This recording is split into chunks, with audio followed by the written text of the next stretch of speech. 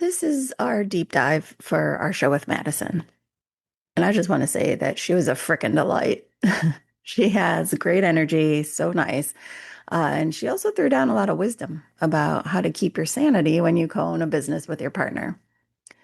And something that sparked me was when she talked about how she and her husband are often agreeing during a back and forth, but it can take them a while to see that because of how they're communicating. So great, another deep dive about communication. How original.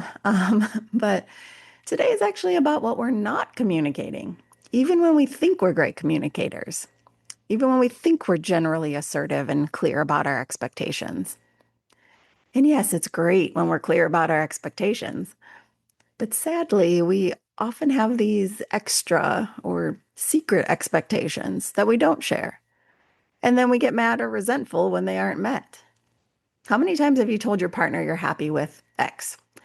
And then they do X, but you're left feeling like it wasn't enough because you also wanted Y. And maybe you didn't realize it or you weren't transparent about it, but either way, your expectation wasn't actually or fully X. So the communication wasn't complete.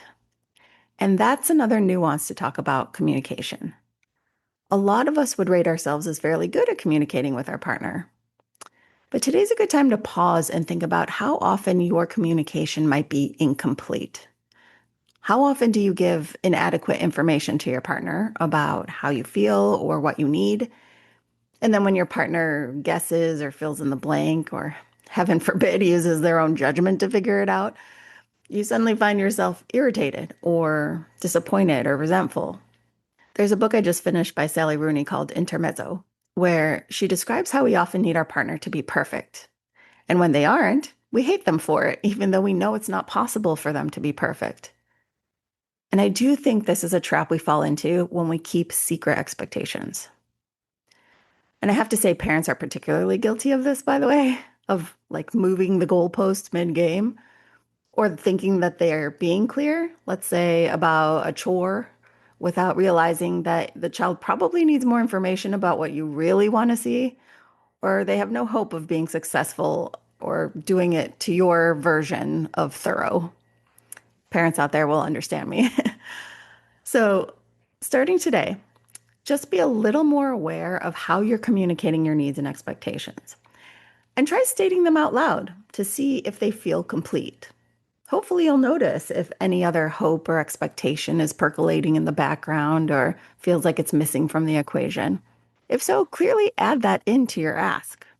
Or take a beat to think about why you're not going to share it, because that's an important insight too. And as always, this deep dive encourages you to take a baby step in a healthy direction. And I hope you can take a few minutes to just try some of these suggestions I mentioned today. And speaking of expressing your hope clearly, yes, I do want you to email us at theunrelatingpodcast@gmail.com to be a guest. But I'm also hoping you'll consider sharing our link far and wide, even posting our link on your socials if you'd be so kind. Our goal is to be a resource to as many people as possible, and we appreciate so much when you help us make that happen.